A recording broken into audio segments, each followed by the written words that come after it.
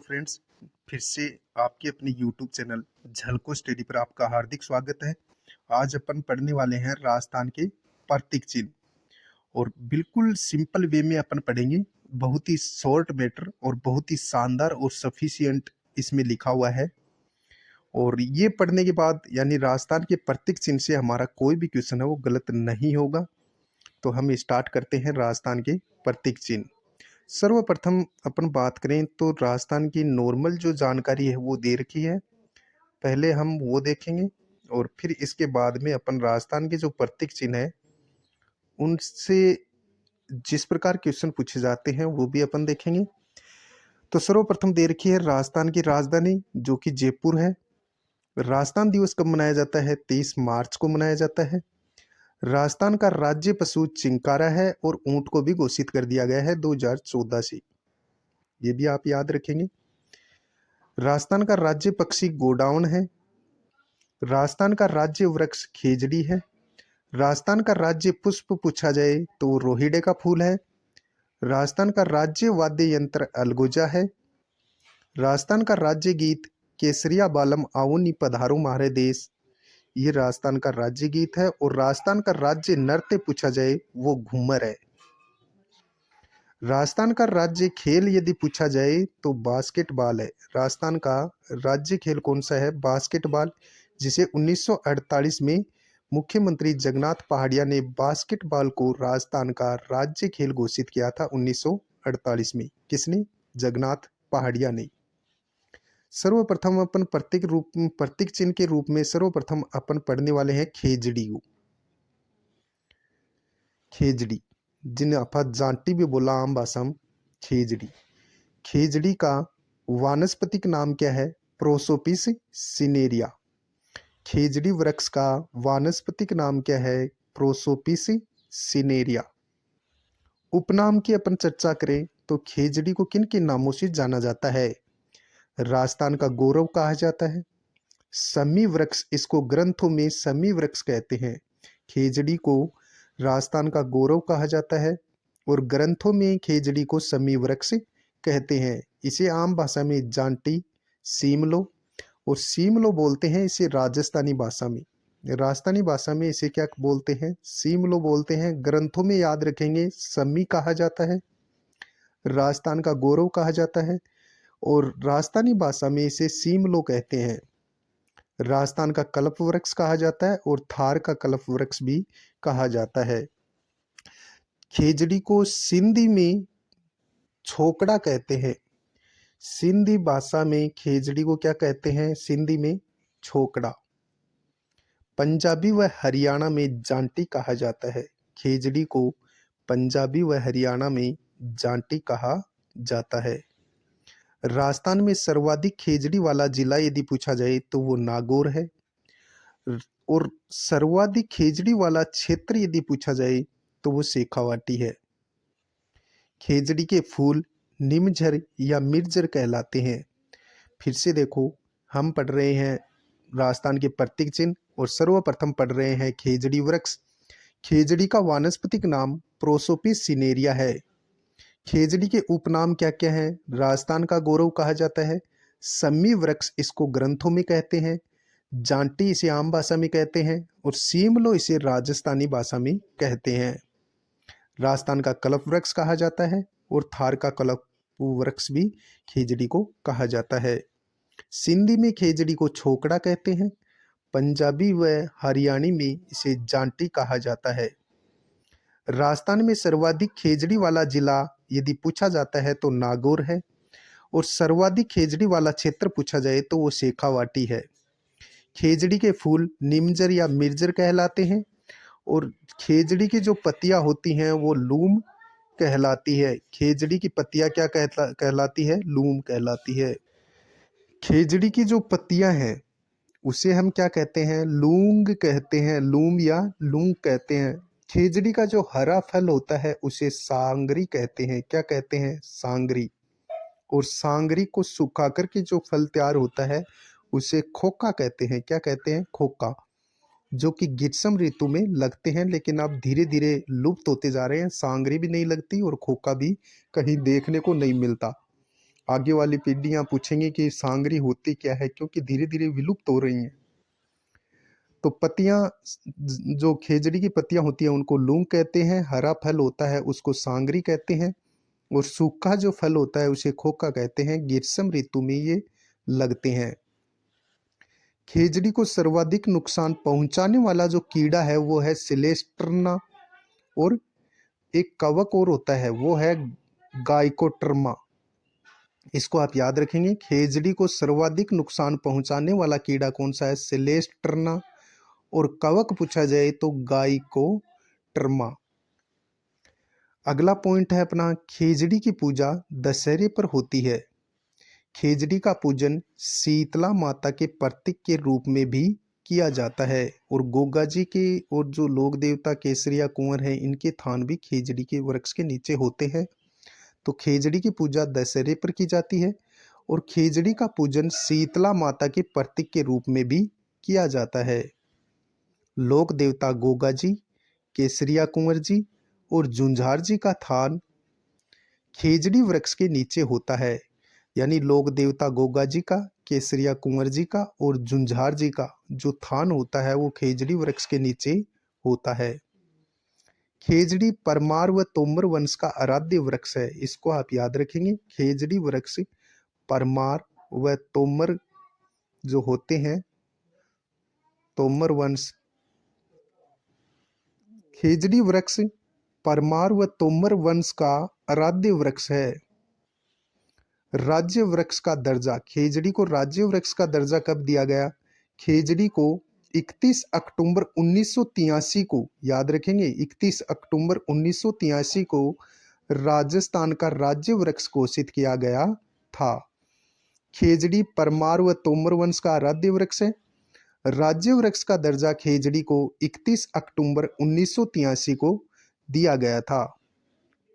राज्य में लगभग, राजस्थान में लगभग 65% भाग पर, यानी 2/3 भाग पर खेजड़ी के वृक्ष पाए जाते हैं।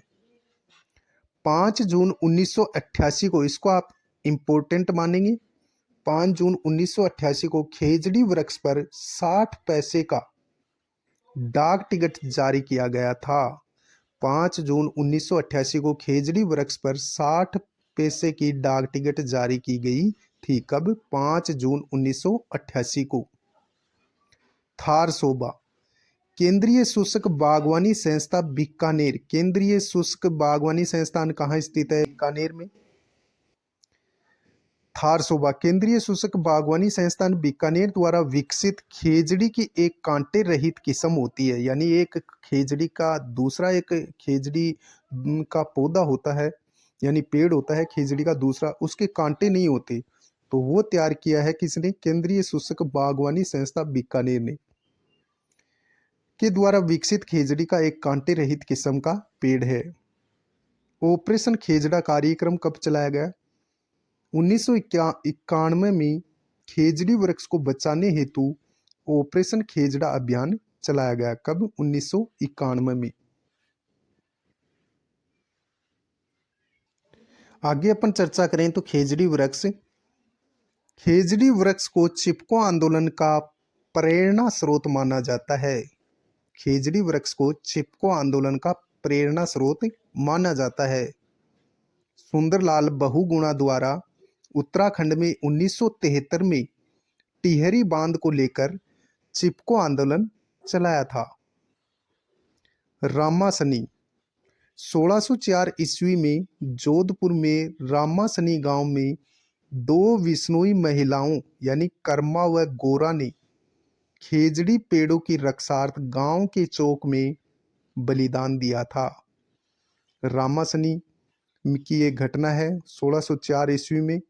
ये जोधपुर के रामासनी एक गांव था जिसमें 2 विश्नोई महिलाएं थी, कर्मा व गोरा, जिन्होंने खेजड़ी पेड़ों की रक्षार्थ गांव के चौक में बलिदान दिया था।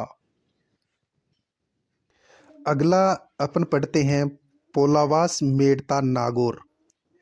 1700 ईस्वी में वुंचोजी ने पोलावास में वृक्ष रक्षार्थ अपनी गर्दन कटवा दी थी। ये प्रमुख घटनाएं हैं जिनको फिर से देखते हैं। खेजड़ी वृक्ष को चिपको आंदोलन का प्रेरणा स्रोत माना जाता है। सुंदरलाल बहुगुणा द्वारा उत्तराखंड में 1973 में टिहरी बांध को लेकर चिपको आंदोलन चलाया गया था।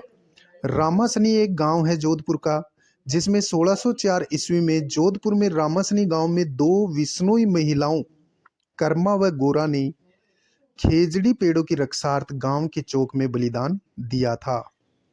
पोलावास मेड़ता नागौर की प्रमुख घटना है खेजड़ी वृक्ष को बचाने के लिए 1700 ईस्वी में वुंचोजी ने पोलावास में वृक्ष रक्षार्थ अपनी गर्दन कटवा दी थी। आगे अपन पढ़ते हैं खेजड़ी गांव जोधपुर। खेजड़ी गांव जोधपुर मारवाड़ के शासक अभय सिंह के शासनकाल में 28 अगस्त 1730 ईस्वी को भाद्रपद शुक्ल दशमी को अमृता देवी विश्नोई के नेतृत्व में 363 लोगों ने खेजड़ी वृक्ष को बचाने के लिए पेड़ों से चिपक कर जोधपुर के खेजड़ी गांव में अपना बलिदान दिया था। इस घटना के वक्त मारवाड़ शासक के हाकिम गिरधरदास भंडारी थे। इस आंदोलन में अमृता देवी व उसके पति रामोजी विश्नोई व उनकी दो पुत्रियां भी शहीद हो गई थी। तो इस घटना को आप जरूर याद रखेंगे, क्योंकि यहाँ से क्वेश्चन हर बार पूछा जाता है। फिर से देखो, खेजड़ी गांव जोधपुर मारवाड़ के शासक अभय सिंह ने मारवाड़ का शासक था अभय सिंह, और अभय सिंह के शासनकाल में 28 अगस्त 1730 ईस्वी को यानी भाद्रपद शुक्ल दशमी को अमृता देवी विश्नोई के नेतृत्व में 363 लोगों ने खेजड़ी वृक्ष को बचाने के लिए पेड़ों से चिपककर जोधपुर के खेजड़ी गांव में अपना बलिदान दिया था। इस घटना के वक्त मारवाड़ शासक के जो हाकिम थे वो गिरधरदास भंडारी थे। इस आंदोलन में अमृता देवी का पति था रामोजी विश्नोई, और अमृता देवी की दो पुत्रियां भी शहीद हो गई थी। खेजड़ी वृक्ष मेला जिसका आयोजन कब होता है वो भी अपन देखते हैं। खेजड़ी वृक्ष मेला यह विश्व का एकमात्र वृक्ष मेला है जो प्रतिवर्ष भाद्रपद शुक्ल दशमी को खेजड़ी गांव में भरता है। 12 सितंबर 1978 को पहली बार खेजड़ी दिवस मनाया गया था। इसको आप याद रखेंगे, 12 सितंबर 1978 को पहली बार खेजड़ी दिवस मनाया गया था। तब से प्रतिवर्ष जोधपुर के खेजड़ी गांव में खेजड़ी दिवस मनाया जाता है। लोक संत जाम्भोजी ने वृक्ष रक्षा व वन्य जीव रक्षा का संदेश दिया था, और यानी कि जो संत जाम्भोजी हैं उन्होंने लोक संत हैं जाम्भोजी, जिन्होंने वृक्ष रक्षा व वन्य जीव रक्षा का संदेश दिया था। और जाम्भोजी की प्रमुख पंक्तियां क्या हैं? सिर सांठे रुक रहे तो भी सस्तो जान, ये उनकी प्रमुख पंक्तियां हैं। दूसरी पंक्ति है लीला रुख नी धावणो अनि धावे दो प्राण, ये प्रमुख पंक्तियां किसकी हैं? जाम्भोजी की। कौन कौन सी?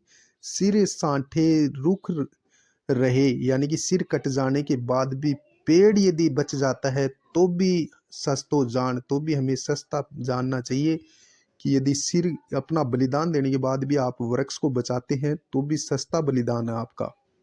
लीला रुकनी धावनो अनि धावे दो प्राण, ये प्रमुख पंक्तियां किसकी है? जाम्भोजी की। काकापुरी पेड़ वाले बाबा कौन है? काकापुरी भिवाड़ी अलवर के काकापुरी पेड़ों को बचाने के लिए प्रयासरत रहे हैं। काकापुरी जिन्हें पेड़ वाले बाबा कहा जाता है, भिवाड़ी अलवर के काकापुरी पेड़ों को बचाने के लिए प्रयासरत रहे हैं। खड़ाना शाखा बहुत बार पूछा गया है। खड़ाना शाखा विश्नोई संप्रदाय द्वारा वृक्षों को बचाने के लिए प्राण उत्सर्ग करने की परंपरा खड़ाना कहलाती है। यानी विश्नोई संप्रदाय के जो लोग होते हैं वो वृक्षों को बचाने के लिए अपना बलिदान देते हैं, उसे खड़ाना कहते हैं। संत राजाराम वृक्ष रोपण का संदेश देने वाले संत राजाराम वृक्ष रोपण का संदेश देने वाले संत थे। आगे अपन पढ़ते हैं भारतीय कृषि अनुसंधान परिषद ने खेजड़ी को शुष्क फलों की श्रेणी में शामिल किया है। भारतीय कृषि अनुसंधान परिषद ने खेजड़ी वृक्ष को शुष्क फलों की श्रेणी में शामिल किया है। माटो, बीकानेर के राज्य चिन्ह में खेजड़ी वृक्ष को दर्शाया गया है, इसे माटो कहा जाता है। माटो क्या है? बीकानेर का राज्य चिन्ह में खेजड़ी वृक्ष को दर्शाया गया है, इसे माटो कहा जाता है। अगला अपन पढ़ने वाले हैं रोहिड़ा। राजस्थान का अगला जो प्रतीक चिन्ह है वो है रोहिड़े का फूल। रोहिड़ा प्रतीक चिन्ह के रूप में रोहिड़े का फूल। इसका वानस्पतिक नाम क्या है रोहिड़े का? टिकोमेला एडुलेटा। टिकोमेला एंडुलेटा। आप याद रखेंगे, बहुत बार पूछा गया है। रोहिड़े का फूल का वैज्ञानिक नाम क्या है? टिकोमेला एंडुलेटा। रोहिड़े के उपनाम, रोहिड़ा का उपनाम क्या क्या है? रेगिस्तान का सागवान और मरुस्थल का सागवान के नाम से रोहिड़ा को जाना जाता है। इसे मरुटिक भी कहते हैं और राजस्थान की मरुशोभा भी कहा जाता है। रोहिड़ा को 31 अक्टूबर 1983 को, खेजड़ी और रोहिड़ा को 31 अक्टूबर 1983 को यानी कि इन्हें राज्य वृक्ष के रूप में घोषित किया गया। तो जो रोहिड़ा है, रोहिड़े का जो फूल है उसको राज्य पुष्प घोषित किया गया था। 31 अक्टूबर 1983 को राजस्थान का राज्य पुष्प घोषित किया गया था रोहिड़े का जो फूल होता है उसको। रोहिड़े के फूल को जोधपुर में मारवाड़ टिक के नाम से जाना जाता है। फिर से देखो, रोहिड़े का फूल प्रतीक चिन्ह के रूप में, राजस्थान के प्रतीक चिन्ह हम पढ़ रहे हैं। रोहिड़े का वानस्पतिक नाम है टिकोमेला एंडुलेटा। रोहिड़े के उपनाम क्या है? रेगिस्तान और मरुस्थल का सागवान कहा जाता है, मरुटिक कहा जाता है, राजस्थान की मरुशोभा कहा जाता है।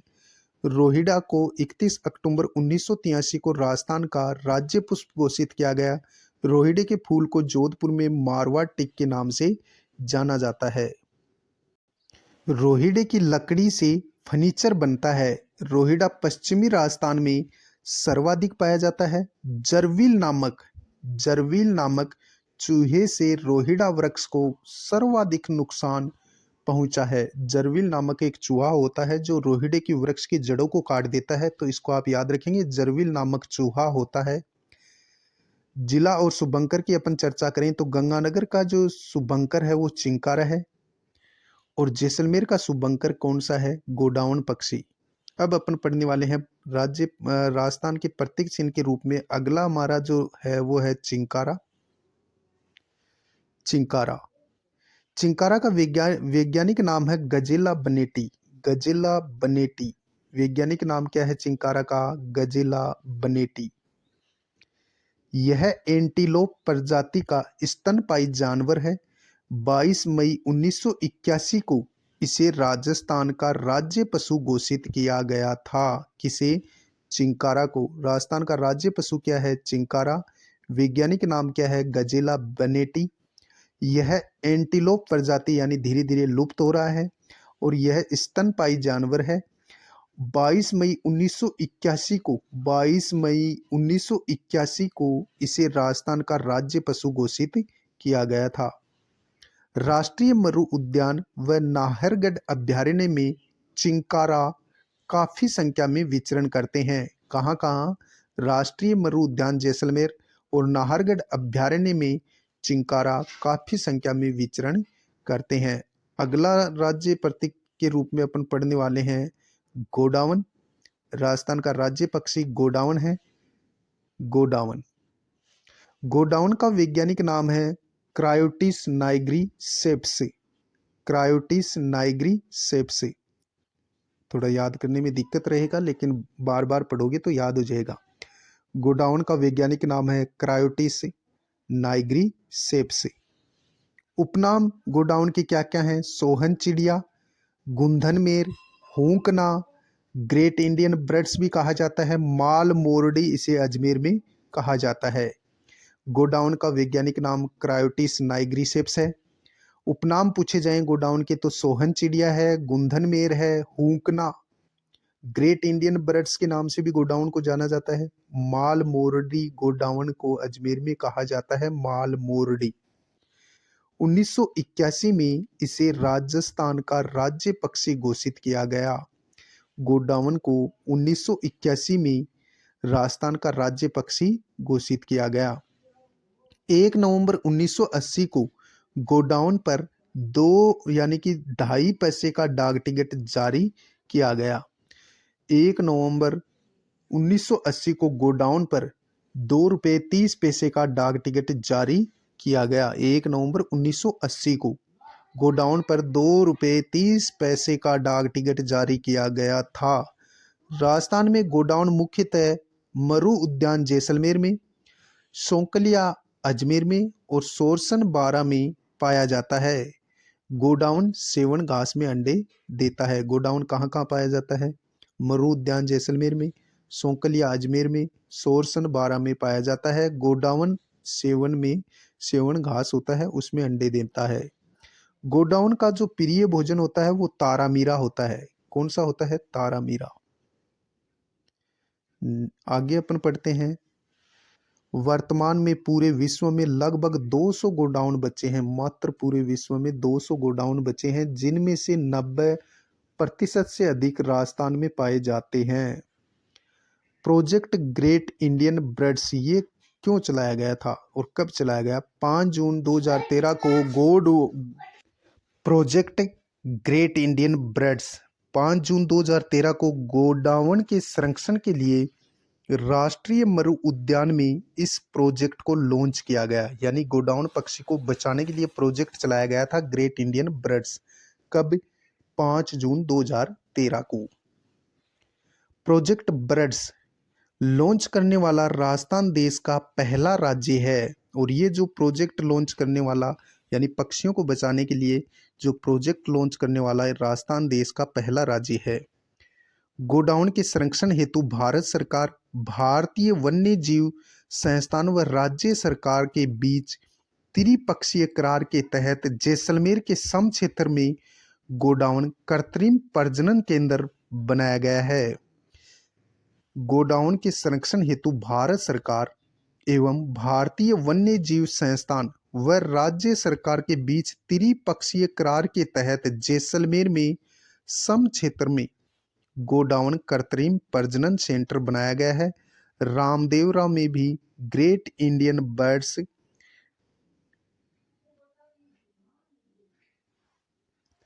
रामदेवरा में भी ग्रेट इंडियन बर्ड्स यानी egg collection and hatching centre बनाया जा रहा है। इसके तहत 12 के सोरसन में भी एक कैप्टिव ब्रीडिंग सेंटर की स्थापना की जाएगी। इसको आप याद रखेंगे, बहुत बार पूछा गया है।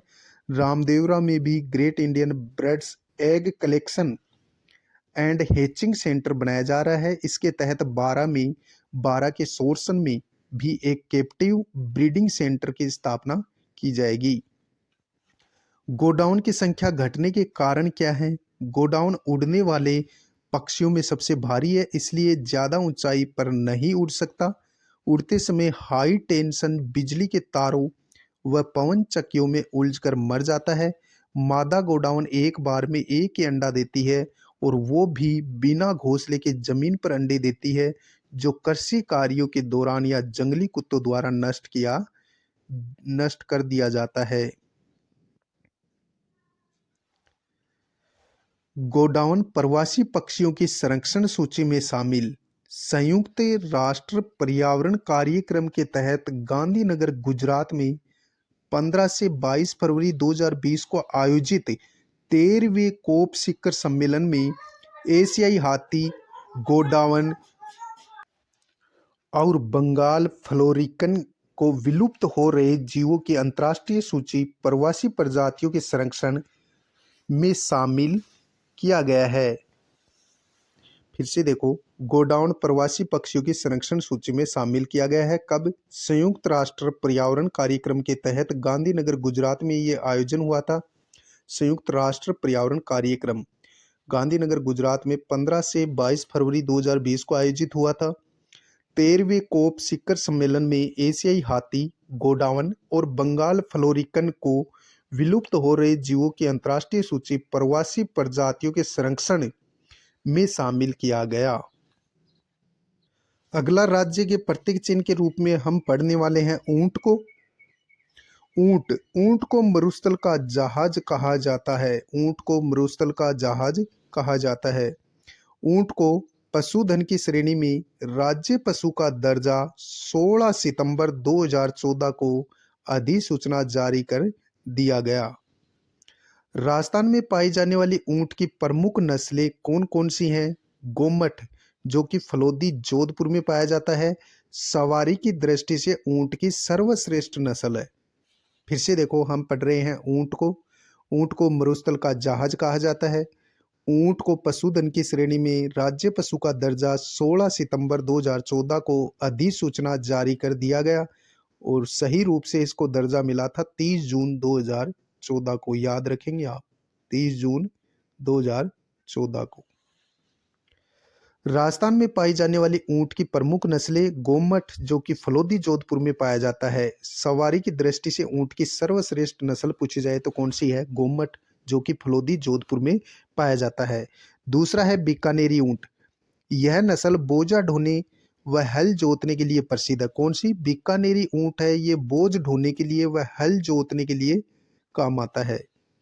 बीकानेर, हनुमानगढ़, गंगानगर में बीकानेरी ऊंट ज्यादा पाए जाते हैं।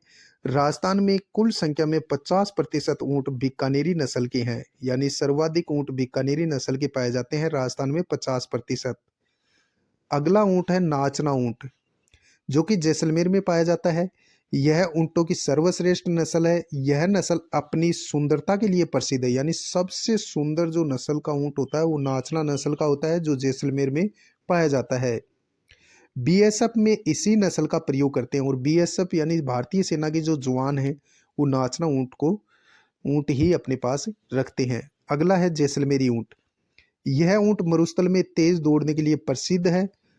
यह अपनी मतवाली चाल के लिए प्रसिद्ध है। जैसलमेर, बाड़मेर जिलों में पाया जाता है। ऊंटों की अन्य नस्लें कौन सी हैं? अलवरी ऊंट, कच्छी ऊंट और सिंधी ऊंट। अलवरी, कच्छी और सिंधी ऊंट। राजस्थानी ऊंट का वैज्ञानिक नाम पूछा जाए तो है कैमेलस। क्या है? कैमेलस ड्रोमेडेरियस। कैमेलस ड्रोमेडेरियस। कैमेलस ड्रोमेडेरियस, ये वैज्ञानिक नाम है राजस्थानी ऊंट का।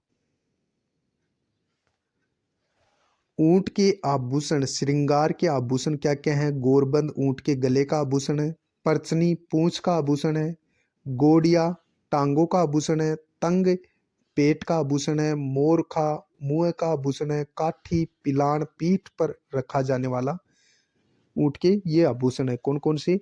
गोरबंद गले का आभूषण है ऊंट के। परचनी ऊंट की पूंछ का आभूषण है। गोडिया टांगों पर पहना जाता है, जो कि ऊंट का आभूषण है। तंग या नेवार पेट पर बांधा जाता है ऊंट के। मोरखा मुख पर। काठी पिलान पीठ पर, ऊंट पर। ये ऊंट के प्रमुख आभूषण है। मृत ऊंट की खाल पर की जाने वाली चित्रकारी उस्ता कला कहलाती है या मुनवती कला? इसे बीकानेर में क्या कहते हैं? मुनवती कला कहते हैं। मृत ऊंट की खाल पर की जाने वाली चित्रकारी उस्ता कला या मुनवती कला कहलाती है। मुनवती कला बीकानेर की प्रसिद्ध है। उस्त कला और मुनवती कला एक ही है। हिसामुद्दीन उस्ता प्रसिद्ध उस्ता चित्रकार हैं, यानी कि ऊंट पर चित्रकारी के लिए जो सर्वाधिक प्रसिद्ध चित्रकार हैं वो है हिसामुद्दीन उस्ता। जिंदा ऊंट के बालों पर की जाने वाली चित्रकारी जट कतराई कहलाती है। अशोक टांग, पुष्कर निवासी अशोक टांग केम्बल मैन के नाम से प्रसिद्ध हैं, जो जट कतराई के लिए प्रसिद्ध कलाकार हैं। अशोक टांग, बहुत बार नाम आपने सुना होगा। पुष्कर निवासी अशोक टांग केम्बल मैन के नाम से जाने जाते हैं, जो जट कतराई के लिए प्रसिद्ध हैं। ऊंटों की जट कतराई के लिए प्रसिद्ध हैं। ऊंट की कुर्बानी के लिए प्रसिद्ध महल यदि पूछा जाए तो वो मुबारक महल टोंक है, लेकिन वर्तमान में बंद कर दी गई है ऊंट की कुर्बानी देना। ऊंट की कुर्बानी के लिए प्रसिद्ध महल मुबारक महल टोंक रहा है, जहां ऊंट की कुर्बानी दी जाती थी। वर्तमान में यहां पर कुर्बानी देने की परंपरा बंद है। ऊंटों के रोग कौन कौन से होते हैं? तिब्र-रस्सा सर्रा रोग जिसे बोलते हैं, प्रोटोजोआ द्वारा ये होता है। गेलेड्रस, ये जीवाणु द्वारा होता है। ऊंटों के प्रमुख रोग कौन कौन से हैं? तिब्र-रस्सा सर्रा रोग, जो कि प्रोटोजोआ से होता है, और गेलेड्रस गेलेड्रस, ये जीवाणु से होता है। ऊंट का बच्चा टोरडी कहलाता है। बूढ़ा ऊंट होता है उसे पाकट कहते हैं। क्या कहते हैं? पाकट। ऊंटों की देवी उष्ट्रवाहिनी देवी बीकानेर में पुष्करना समाज की कुल देवी है। ऊंटों की देवी कौन सी है? उष्ट्रवाहिनी देवी बीकानेर में पुष्करना समाज की कुल देवी है। लंबे सफर में ऊंट के साथ चलने वाले ऊंट पालक कतारिया कहलाते हैं। ऊंटों के देवता पाबूजी है। ऊंटों के देवता कौन है? पाबूजी। मारवाड़ क्षेत्र में सर्वप्रथम ऊंट लाने का श्रेय ये पाबूजी को दिया जाता है। यानी मारवाड़ में सर्वप्रथम ऊंट कौन लेके आए थे? पाबूजी। तो पाबूजी है वो मारवाड़ में सर्वप्रथम ऊंट लेकर के आए थे। ऊंट पालक जाति रेबारी और रायका। रायका जाति का दूल्हा शादी में घोड़ी की बजाय ऊंट पर ही जाता है। इस जाति के लोग में डायबिटीज की बीमारी नहीं होती है। किसमें? रेबारी और रायका जाति में विवाह करते हैं तो घोड़ी की बजाय ऊंट पर बिठाते हैं, और डायबिटीज नामक रायका और रेबारी जाति में डायबिटीज बीमारी कभी नहीं होती है। राजस्थान में सर्वाधिक ऊंटों वाला जिला पूछा जाए तो जैसलमेर है। राजस्थान में सर्वाधिक ऊंटों वाला जिला जैसलमेर है। राजस्थान में न्यूनतम ऊंटों वाला जिला है प्रतापगढ़। राजस्थान में सर्वाधिक ऊंटों वाला जिला जैसलमेर है। राजस्थान में न्यूनतम ऊंटों वाला जिला पूछा जाए तो प्रतापगढ़ है। भारत में सर्वाधिक ऊंटों वाला राज्य राजस्थान है। देश के कुल ऊंटों का राजस्थान में प्रतिशत पूछा जाए तो 84.43% है। कितना? 84.43% है। केंद्रीय ऊंट अनुसंधान केंद्र कहाँ स्थित है? जोड़बीड़ बीकानेर में स्थित है। केंद्रीय ऊंट अनुसंधान संस्थान कहाँ स्थित है? जोड़बीड़ बीकानेर में। 5 जुलाई 1984 को स्थापित यानी कि भारतीय ऊंट अनुसंधान संस्थान कहाँ स्थित है? जोड़बीड़ बीकानेर में। इसकी स्थापना कब की गई? 5 जुलाई 1984 को की गई थी। सन भी आप याद रखेंगे। 5 जुलाई 1984 को जोड़बीड़ बीकानेर में ऊंट अनुसंधान संस्थान की स्थापना की गई थी। भारतीय कृषि अनुसंधान परिषद द्वारा संचालित है। और जो जोड़बीड़ बीकानेर जो ऊंट अनुसंधान संस्थान है, ये भारतीय कृषि अनुसंधान परिषद द्वारा संचालित संस्थान है। इस परिसर में अश्व अनुसंधान केंद्र भी है, यानी घोड़ा अनुसंधान केंद्र भी है। यहाँ चेतक के वंशज भी तैयार किए जाते हैं। चेतक जो घोड़ा था महाराणा प्रताप का, तो चेतक घोड़े के वंशज भी यहाँ तैयार किए जाते हैं। भारत में पहली camel milk dairy Jorbeer Bikaner में स्थित है। भारत में पहली camel milk dairy Jorbeer Bikaner में स्थित है। ऊंटनी के दूध से प्रसंस्करण हेतु मिनी प्लांट कहाँ स्थित है? जयपुर में। ऊंटनी के दूध के प्रसंस्करण हेतु मिनी प्लांट पूछा जाए तो जयपुर में स्थित है। अंतर्राष्ट्रीय ऊंट महोत्सव बीकानेर में मनाया जाता है जनवरी महीने में। अंतर्राष्ट्रीय ऊंट महोत्सव कहाँ मनाया जाता है? बीकानेर में जनवरी महीने में मनाया जाता है।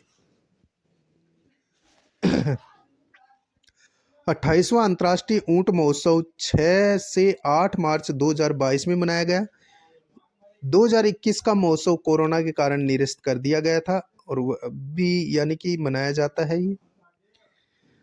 राजस्थान उष्ट्रवंशीय पशु वध का प्रतिषेध और अस्थायी प्रजनन एवं निर्यात का विनियमन अधिनियम 21 दिसंबर 2014 से लागू किया गया। उष्ट्र विकास कार्यक्रम।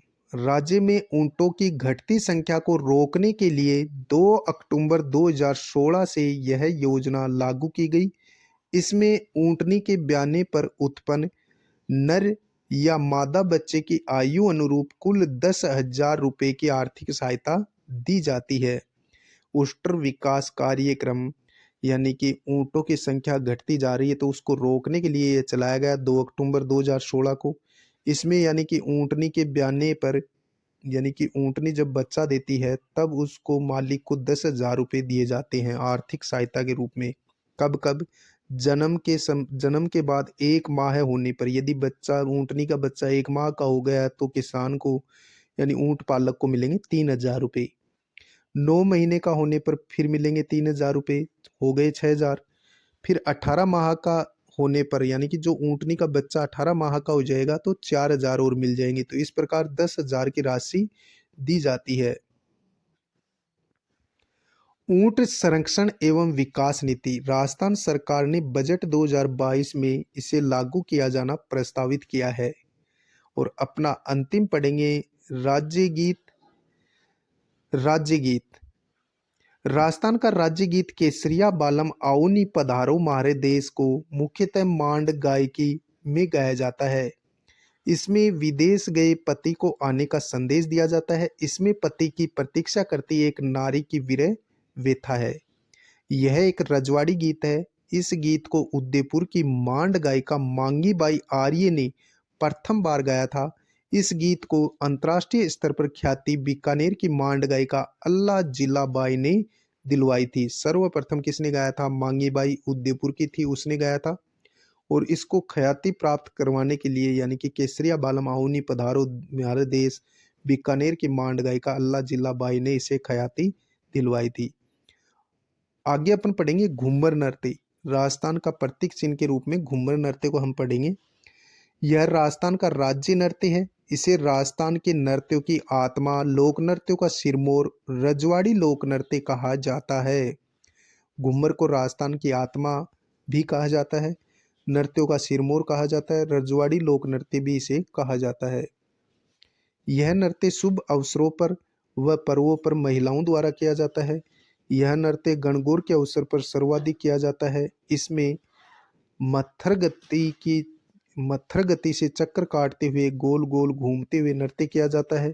यह नृत्य मुख्यतः महिलाओं द्वारा किया जाता है, लेकिन कई बार महिला व पुरुष सम्मिलित रूप में भी करते हैं घूमर नृत्य। इसमें मुख्यतः ढोल, नगाड़ा व शहनाई वाद्य यंत्रों का प्रयोग होता है। नृत्य के दौरान लहंगे का घेर जो वृत्ताकार रूप में फैलता है उसे घूम कहते हैं। राजस्थान में घूमर के 3 प्रकार प्रचलित हैं। कौन कौन से? घूमर जो कि महिलाओं द्वारा नृत्य किया जाता है, घुमरिया नृत्य बालिकाओं द्वारा किया जाता है, और लूर नृत्य ग्रासियां स्त्रियां करती हैं। तो ये थे हमारे राज्य के प्रतीक चिन्ह के रूप में। मिलते हैं नेक्स्ट वीडियो में, तब तक के लिए जय हिंद जय भारत।